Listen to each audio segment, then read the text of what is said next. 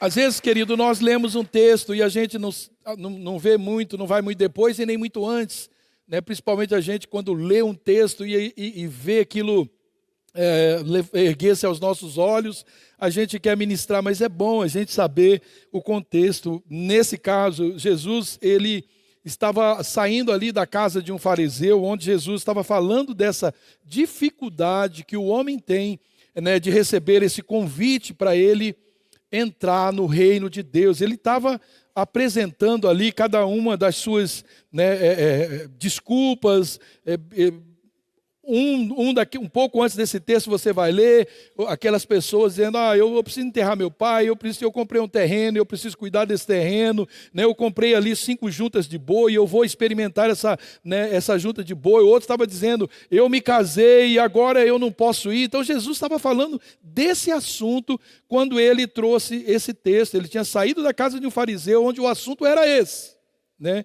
E aí, saindo dali, Jesus, ele encontra aquela multidão que era de costume, sempre estava à volta dele, e essa multidão, ela sempre está à volta de Jesus, tentando buscar alguma coisa para preencher, né, qualquer que seja a sua necessidade ou seu desejo. E ele começa a falar, então, a respeito dessas dificuldades que encontrariam para que pudessem decidir segui-lo.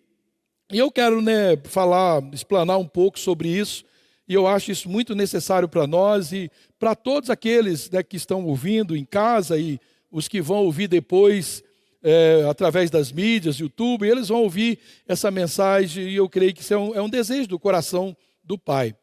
Porque hoje em dia, querido, é fato, está se espalhando, disseminando um evangelho, né, de conformismo e conforto.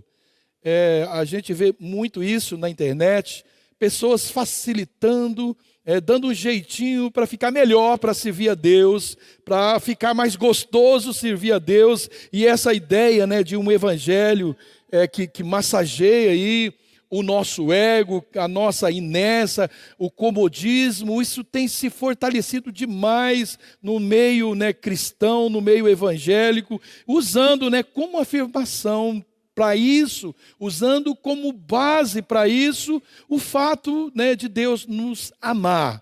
E o pretexto, sim, ele é muito genuíno, né? O amor de Deus por nós é incomparável, porém, isso não é toda a verdade, exceto o fato, né, de que realmente Deus nos ama, mesmo que a gente escolha nunca amá-lo, Deus nos ama. Mas a verdade é que Jesus nunca oferece uma facilidade para nos deixar confortáveis nessa posição simplesmente de sentir-se amado por Deus. A gente não consegue.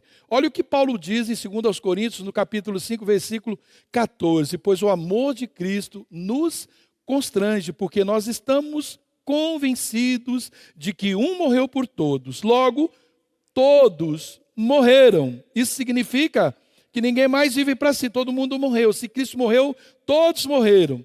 E Ele morreu por todos, para que aqueles que vivam, presta atenção, já não vivam mais para si. O objetivo da morte de Cristo, a expressão maior do seu amor, é para que ninguém viva mais para si, mas para aqueles que por Ele morreu e ressuscitou. Mas esse texto é mais profundo. Eu poderia pegar 3 frases desse texto e a gente ter pregações tremendas aqui, mas eu vou tomar uma palavra, e compartilhei aí acerca dessa palavra hoje com os ministros de música de manhã. Essa palavra constrange. O amor de Cristo nos constrange. Você sabe o que é isso, né? Essa tradução, a origem dessa palavra, o Strong, ela diz assim, que constrange, o significado dela é que pressiona de todos os lados. O amor de Cristo nos pressiona de todos os lados. Mas ela tem uma origem mais explicativa ainda do que isso, que é forçar um animal a uma posição onde ele não pode se mover, onde ele não pode fugir, para que o seu dono o administre.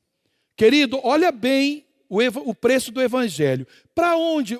Nós lemos aqui o significado da passagem, desse constrange, que é uma pressão, né?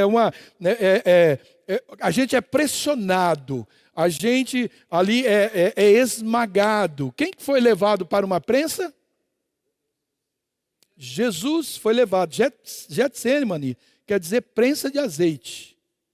O amor de Cristo, ele nos leva para um lugar de prensa onde nós não temos como fugir. Nós não temos como um animal que é levado para um corredor para tomar uma vacina, para ser cuidado, para ser ali, o pelo dele ser escovado, né? A origem dessa palavra é isso aqui. Quem é o nosso dono? Nós precisamos entrar nesse lugar, nesse beco sem saída, porque senão nós vamos ficar distraídos com um monte de coisa, nós vamos dar coice, nós vamos chacoalhar, nós vamos espernear, e o nosso dono vai ter dificuldade para cuidar de nós. O amor de Cristo nos pressiona a entrar num lugar onde Deus tem facilidade para lidar conosco. Jesus nunca nos prometeu um evangelho confortável. Muito pelo contrário. Ele já começa com a luta do arrependimento e ele já começa com a luta da confissão. Ninguém gosta de confessar. A confissão é o resultado do arrependimento. Então é preciso ter a consciência de que o evangelho são as boas novas de Cristo. Não são as minhas boas novas para eu viver do jeito que eu quero. Evangelho é boas novas dos céus para mim. E eu preciso viver essas boas novas. E eu não posso deixar de alertar você sobre essa questão tão astuciosa, né, que está se espalhando sobre o cristianismo, tipo, o amor está no ar. O amor nunca esteve no ar. O amor, ele foi manifestado. 1 João 3,16 diz que nisso se manifestou o amor de Cristo, em que ele morreu. Então o amor de Cristo o amor de Deus está na morte de Jesus na cruz. O amor não está no ar, o amor está na cruz. Nós não encontramos o ágape de Deus, senão na cruz de Cristo. E a menos, querido, que cada um de nós tomemos a nossa cruz, nós não vamos viver de fato esse evangelho. O evangelho é a expressão maior do amor de Cristo. E o amor, e essa expressão maior de Cristo é conhecido na cruz de Cristo. Mateus 16, 24. Então Jesus disse aos seus discípulos: se alguém quiser acompanhar-me, negue-se a si mesmo, tome a sua cruz e siga-me. Jesus, querido, ele não está blefando. Jesus não está ali poetizando. Ele está falando de um tema muito sério. Ele afirma aos seus discípulos que eles teriam uma cruz para tomar.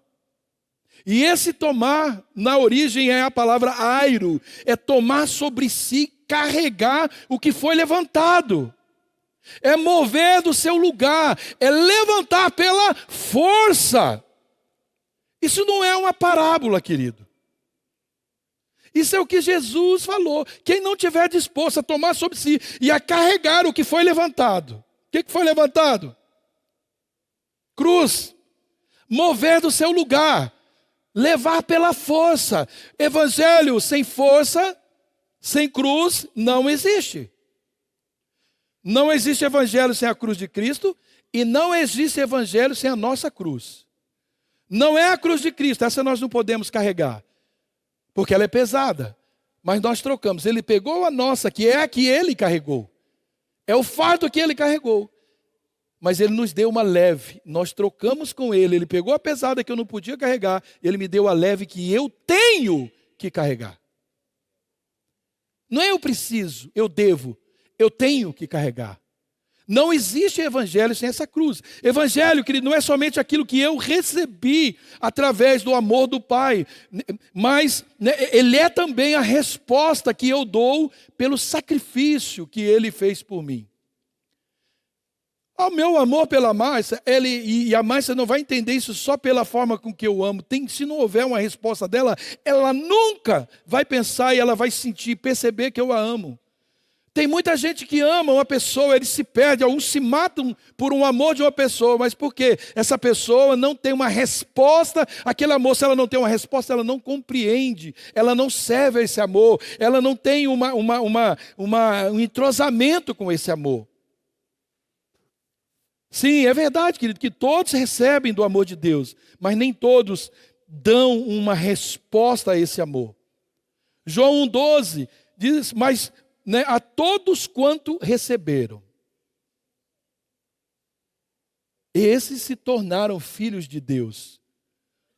Quem que se torna filho de Deus? Todos quantos receberam. Então tem que ter uma resposta. Por isso que a gente afirma que nem todos são filhos de Deus, a Bíblia fala especificamente, mas aqui é claro também, porque a todos quantos receberam, todos quantos o receberam, deu-lhes o poder de serem filhos de Deus. Então tem que ter uma resposta. Ele se oferece através de Cristo na cruz, e quando eu o recebo na minha vida, eu dou uma resposta a esse amor declarado na cruz, e eu passo de criatura para filho de Deus. Sabe por que Jesus diz, vocês me chamam Senhor, Senhor, mas vocês não fazem o que vos mando? É por causa disso. Porque muitos são chamados e poucos são? Porque poucos dão a resposta. E o texto que eu li lá, que pode um exército levantar, um comandante se levantar com 10 mil para vencer 20. Olha a comparação que ele faz. Ele está dizendo que o cristianismo é mais ou menos, ele não está dizendo, não quero criar uma heresia aqui, mas eu tomo algo parecido, que o cristianismo a gente levanta, que sempre parece com aquele poder, com menos gente, mas com poder maior. A gente precisa fazer esse cálculo, saber que nós vamos enfrentar uma dificuldade maior, que o mundo é uma dificuldade muito maior para a gente vencer. A gente precisa fazer os cálculos para ver se a gente não vai desistir. Se eu estou com 10 mil e vou enfrentar 20 mil na minha frente, eu preciso estar muito disposto a isso. Senão eu vou desistir. O amor de Deus, ele é o primeiro e o maior chamado para a humanidade. Ele está para todos, indistintamente. Porém, eu não posso te dizer que por isso tudo está resolvido na sua vida e na minha vida. Se fosse assim, ele já nos amava antes mesmo de se fazer carne e de habitar entre nós. Cristo, então, não precisaria ter morrido, porque Deus sempre nos amou. João 3,16 diz, porque Deus amou, está no passado. Ele amou, ele já amava o mundo de tal maneira que deu, está no passado. Então, antes de enviar o seu Filho, Deus já nos amava. E esse amor é que nos fez encontrar o caminho. Ele é o caminho, a verdade e a vida. Mas Deus nunca deixou de amar a humanidade. E isso prova mais uma vez que só o amor de Deus não é o suficiente se não encontrar uma resposta. Quando João apareceu, querido, anunciando o Senhor Jesus, ele não veio gritando, Deus te ama! Deus te ama! E Jesus veio depois dizendo o quê? Eu te amo! Eu te amo! Foi isso? Não! Arrependei-vos! Qual era a resposta do amor que Deus estava clamando? Arrependimento. Então, se fosse o suficiente, Deus só provaria, só precisava provar que me ama, o resto eu não precisaria fazer. Mas a primeira resposta que nós precisamos dar é arrependimento e confissão. Nós precisamos, porque esse é o clamor do coração do Pai, querido. E eu queria deixar claro, querido, e você já sabe, e por essa pregação vai entender mais ainda, não somos adeptos da doutrina da hipergraça, que nada tem a ver, querido, com o amor de Deus, que nada mais é do que só desfrutar do amor de Deus, e isso é uma parte boa da verdade, mas está longe de toda a verdade. Essa hipergraça, ela te permite viver do jeito que quiser, prometendo que o amor de Deus te aceita e já resolveu tudo por você. Não precisa você fazer mais nada. O fato de Deus nos amar não quer dizer, querido, que nós somos livres para fazer o que quisermos, ou de não fazer o que é necessário, ou seja, o que Ele nos mandou fazer. O amor de Deus não nos permite estagnar e nem fazer o que a gente quer. O amor, ele sim, cobre multidão de pecados. 1 Pedro 4,8 fala isso. Porém, só pecados arrependidos e confessados. Esse amor cobre multidão de pecados arrependidos e confessados. Olha o que ele diz em 1 João 1,9. Se, grife aí na sua Bíblia, confessarmos, grife o se, confessarmos os nossos pecados, Ele é fiel e justo para perdoar os nossos pecados e nos purificar de toda injustiça. Se confessarmos.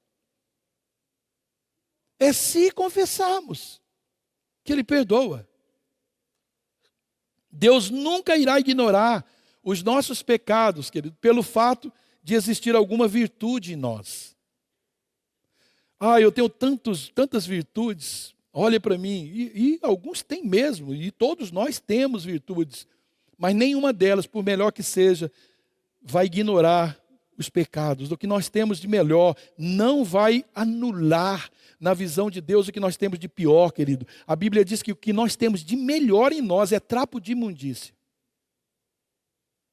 É isso que a Bíblia chama. O amor de Deus não ignora pecados, pelo contrário, Ele corrige. O amor de Deus disciplina para que haja arrependimento.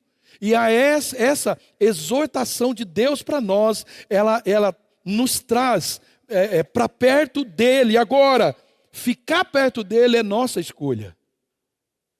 Toda a palavra de Deus, toda a exortação, toda a disciplina, toda a correção de Deus nos traz para perto dEle. Mas isso não significa que nós queremos ficar nesse lugar. E eu não quero deixar você confortável, querido, quanto à sua salvação, só pelo fato de você amar a Deus. Não, pelo contrário, aquilo que foi tão caro não pode ser tratado com desprezo e nem ser recebido como algo, que já resolveu o problema da nossa salvação. Não, eu preciso desenvolver a minha salvação. E isso, querido, traz para nós desconforto. Filipenses 2,12 diz assim, meus amados, como sempre vocês obedeceram, não apenas na minha presença, mas porém, muito mais agora na minha ausência, ele está dizendo, desenvolvei a vossa salvação com temor e tremor. Salvação que Cristo deu gratuitamente, que não precisa nada mais de que uma confissão, que Ele é Senhor e Salvador, resolveu, com fé, eu fiz isso, eu acreditei na palavra de Deus, eu entreguei minha vida, meus pecados são apagados, mas a minha questão não foi totalmente resolvida. Ela pode ter sido, dependendo do que como eu vou tratar isso depois. Nós temos que saber, querido, o amor de Deus, Ele pode resolver o nosso maior problema, mas se não encontrar uma resposta em nós, Ele não vai fazer isso. O amor de Deus não nos deixa desconfortáveis, Ele nos dá segurança, Ele nos dá confiança, que se a gente precisar dEle, Ele vai estar sempre lá presente, porém, somente isso não nos salvará. Não nos salvará. Sim, ao mesmo tempo que o amor de Deus, ele é necessário para a minha vida, ele não fará se eu não encontrar em mim uma resposta. Essa é a minha sua parte. É a minha. É como nossos filhos. Nós amamos os nossos filhos, independentemente das escolhas deles. E às vezes nós queremos dar a eles coisas melhores, coisas boas, mas eles não querem, eles rejeitam. Eles fogem das suas responsabilidades, e isso não muda nada que nós sentimos para com eles, mas muda muito do que eles vão receber. Nós somos assim. Você pode fazer o que você quiser, você pode aprofundar, se atolar no maior pecado que você quiser, Deus continua te amando, mas você vai para o inferno feliz, sendo amado por Deus. Isso é o que é o mais triste. Gente, nós precisamos pensar nisso. Pensar nisso. E é exatamente isso que eu vejo hoje em muitos cristãos. Gente sem nenhum interesse por aquilo que Deus requer, mas se apoiando no fato de ser amado por Deus, fazendo disso, uma zona de conforto para a sua alma. Deus me ama. Uau! Você vai exortar, esse não tem amor. Só Deus me ama e me entende. Sim, Deus vai nos amar de qualquer jeito. Ele não importa o que nós fizermos. Não importa, queridos. Você matar 1000 pessoas, sair daqui, Deus te ama do mesmo jeito que te ama e que me ama. ama o homem mais santo do universo. O mesmo que ele amou e que ama Jesus, ele vai te amar. Mas não quer dizer que nós seremos salvos. Só porque nós viemos à frente, no apelo, e nós recebemos Jesus como Salvador, isso é sim necessário, mas é só o começo de uma nova vida. Diga comigo assim, nova vida. Segundo aos Coríntios 5,17, portanto, se alguém está em Cristo, é nova criação, as coisas antigas passaram e eis que coisas novas surgiram.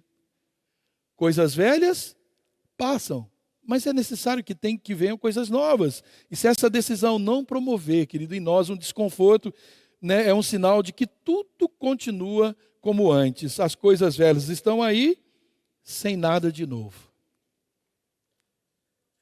Que sentido, teria Jesus morrer naquela cruz só para provar que nos ama, sem ter nenhum outro propósito? Querido, quando a gente começa a analisar algumas coisas, assim como tudo que foi criado, tem um sentido e olha, você fica maravilhado quando você começa a pensar, você começa a meditar. Por isso que a gente tem que meditar. Você olha para uma árvore assim, eu olho aqueles pés de laranja ali, se tivesse um fim nele mesmo, seria muito triste, Quando ele está cheio, a gente vai comer fruto, o pé de laranja existe para dar laranja, para dar sombra. Uma árvore existe para dar fruto, não existe por existir. Você olha para uma nuvem, ela não existe por si, ela existe para dar água. Ela não dá água para ela dá água para nós. O sol é para clarear o dia, a lua para clarear a noite, tem um fim em tudo. Jesus não tem um fim em si mesmo. Ele tem um propósito e nós somos como ele. Nós temos também um fim não em nós mesmos. Você entende por que o Evangelho não é um estado de comodismo? Porque nós precisamos buscar qual é esse fim, qual é o propósito que determina esse fim, que você é o objetivo que Deus te fez. O objetivo é demonstrado no propósito que Deus colocou. Quando eu executo o meu propósito, eu estou cumprindo a minha finalidade.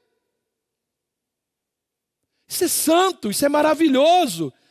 Querido, e se sentir amado é o necessário, sabe, é o mais necessário, maior necessidade para acontecer as outras coisas. Se eu tenho essa convicção, porque eu não consigo acreditar que se a pessoa tem essa convicção, não dá uma resposta. É como se você fosse tomar um tiro, eu entrasse na frente, tomasse um tiro por você. Aí amanhã eu peço, sim, você não morreu e nem eu. Vamos dizer que eu fiquei internado e saí. Amanhã eu peço, Kelly, você pode buscar um copo de água para mim?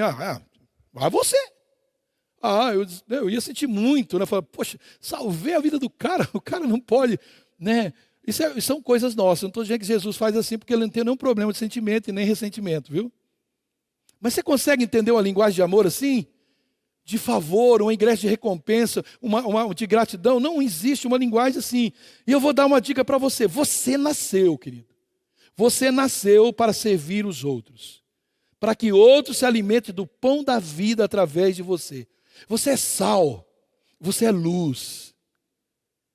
Você é luz para brilhar Cristo. Quando você brilha, Cristo é visto. Quando as pessoas estão nas trevas, no lugar de trevas, por isso que não tem problema. Você quer ir no clube? Vai no clube, vai no carnaval, vai naquele lugar meio louco, aquelas boates loucas, mas vai ser luz. Quando você entrar lá, as pessoas vão ver Cristo, você vai brilhar e Cristo está sendo visto. Aonde você vai? Naquelas trevas, as pessoas estão vendo Cristo. Quando você chega naquele negócio sonso, sem sabor, você é o sal. E o sal não dá só sabor, você enche aquelas pessoas, que eles vão beber de você, eles vão ficar tão salgados, vão ficar tão com sede que eles querem beber do que você tem. Esse é o propósito, esse é o objetivo da minha vida e da sua vida, querido. O Evangelho não é algo que termina com a manifestação do amor de Jesus em mim, ele pede uma mudança de perspectiva. Ele pede isso, mas essa dificuldade já começava lá nos dias de Jesus, com seus próprios discípulos. A ponto de Jesus confrontar, e se eles estavam mesmo decididos a abortar aquele processo. Está lá em João no capítulo 6, depois você pode ler. E aí, Jesus estava falando sobre como o pão da vida, como é que seria? O que ia acontecer com ele?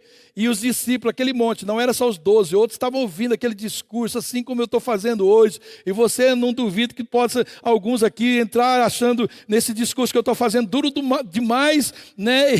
E a pergunta que eu faço é a mesma que Jesus fez. E vocês vão desistir? Porque foi isso que fizeram quando Jesus, dura esse discurso, Jesus, e como diz São Paulo, capar a mula.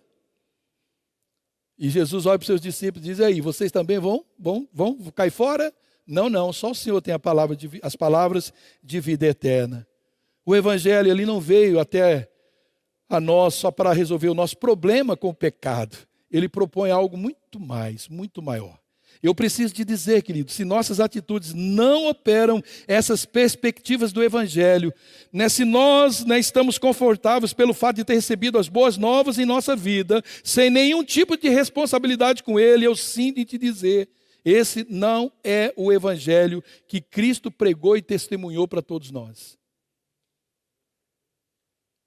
O verdadeiro Evangelho, ele nos tira completamente da nossa zona de conforto. Alguém que foi poderosamente alcançado por Ele, jamais se conformará em tomar para si, só Ele é transcendente. Isso seria a atitude mais cruel e egoísta de uma pessoa, que o Evangelho parasse nele. Porque o amor cristão não é um sentimento egoísta, mas é o sacrifício dos próprios desejos para o bem dos outros. E isso se chama renúncia, isso se chama abnegação, isso se chama altruísmo. Nos dias de hoje não é pregado não, querido. Graças a Deus que nós temos aqui, pastores para toda a linha de pregação. E você tem que dizer, graças a Deus que eu tenho um Ney para ficar me apurrinhando a minha cabeça. Sabe, querido, se arrepiar ou emocionar, com a manifestação do amor do Pai, isso é maravilhoso, mas se essas emoções não ultrapassarem os limites da nossa carne, elas acabarão tão rápido quanto vieram.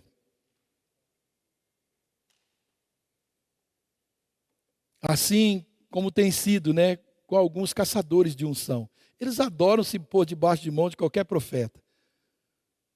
Tem lugar que se o profeta esticar a mão, tem um 12 ali debaixo dele. Muitos imploram por estar debaixo de mãos proféticas.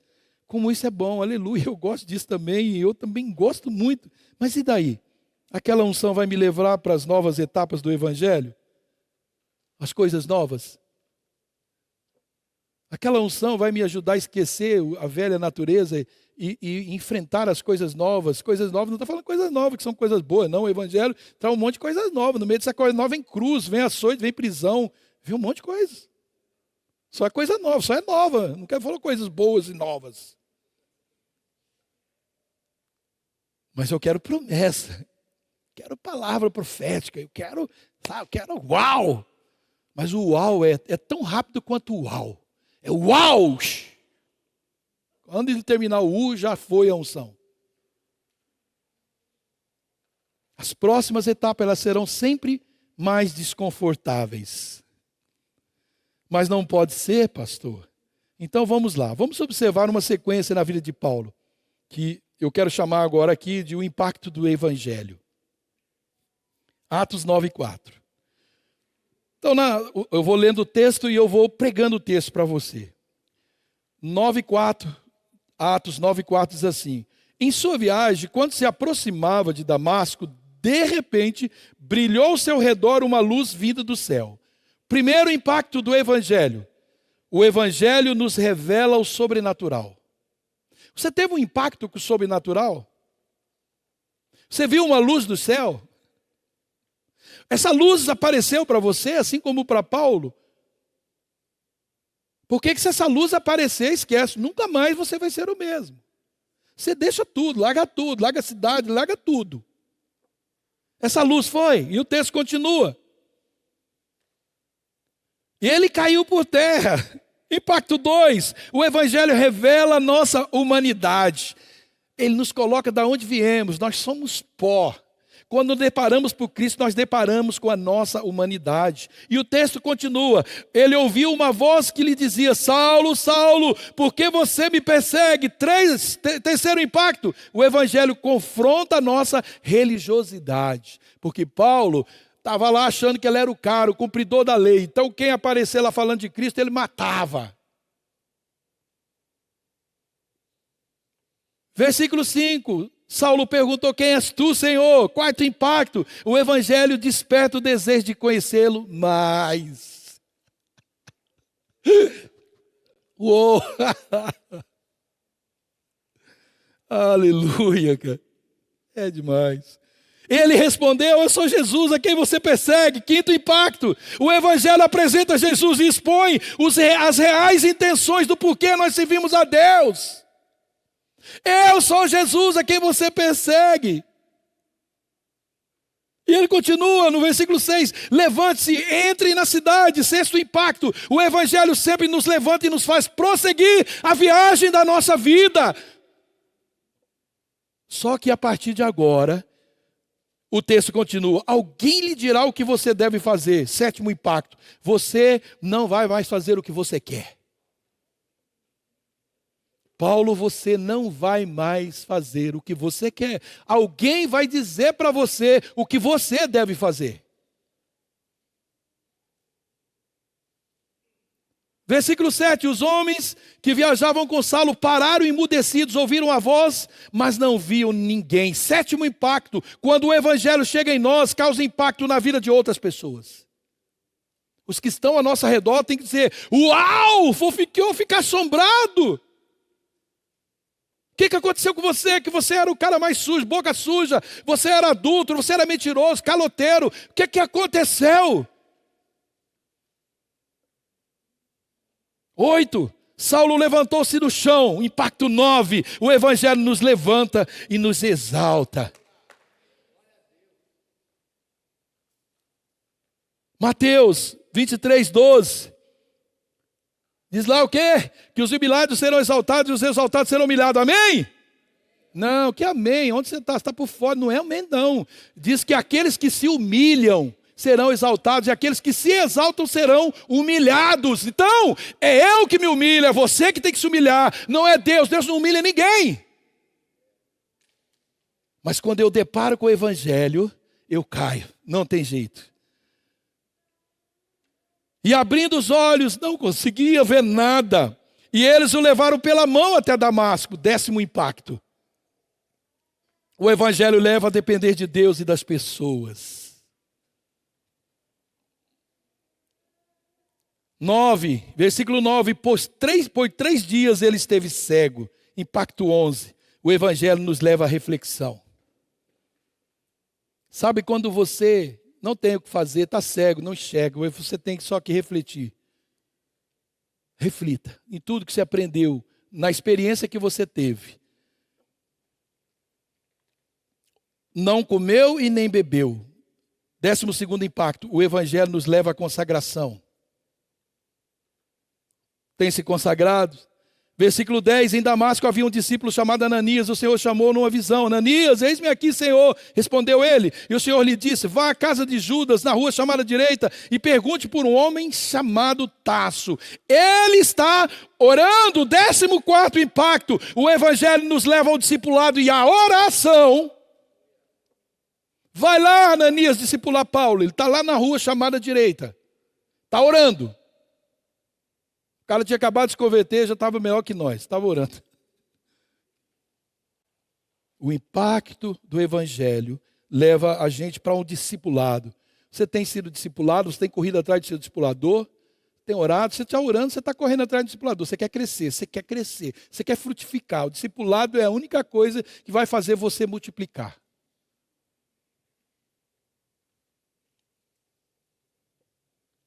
Versículo 12. Numa visão, viu um homem chamado Ananias chegar e impor-lhes as mãos para que voltasse a ver. 15º impacto.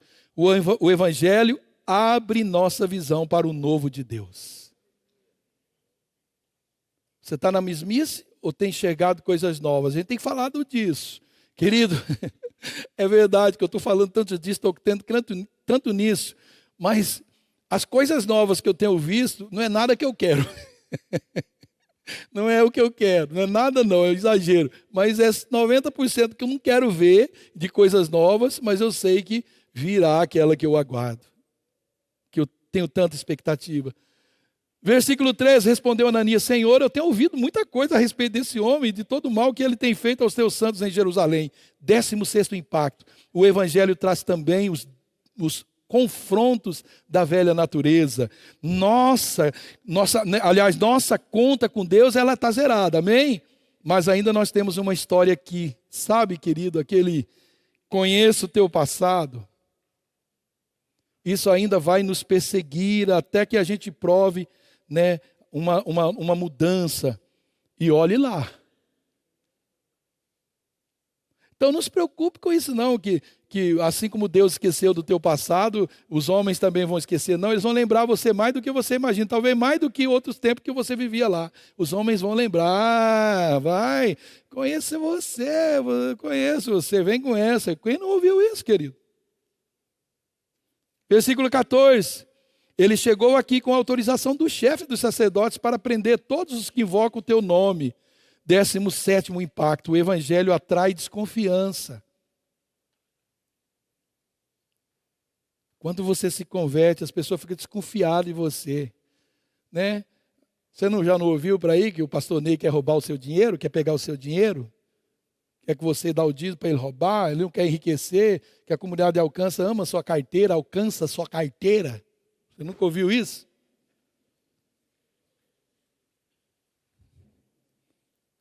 Se o evangelho não tiver, se esse tipo de impacto não está chegando até você, você está muito fora, não está muito parecido ali não. Versículo 15, mas o Senhor disse a Ananias: vá, esse homem é meu instrumento escolhido para levar o meu nome perante os gentios e seus reis e perante o povo de Israel. 18º impacto, o evangelho tem o nosso chamado confirmado por Cristo. Versículo 16, mostrarei a ele quanto deve sofrer por amor ao meu nome. 19º impacto, o evangelho não esconde o que Jesus exige de nós. Você está pensando, né, Jesus falou, olha aqui, Paulo, você se converteu, você vai se lascar agora. Não mandei você caçar crente e matar agora, eu vou judiar de você. Jesus só estava dizendo para ele assim, você vai sofrer, cara. Você vai sofrer porque você era mal. E assim como você era mal, as pessoas vão ser mal com você. Não é porque eu estou dizendo para ele ser mal. É porque é isso que você semeou. Você vai colher. As pessoas, eles vão judiar de você. E aí você vai ver quanto custa me amar. Quanto custa me amar? Você acha que não custa nada amar a Deus, querido? O que a gente pensa, querido? Você acha que não custou nada Deus nos amar?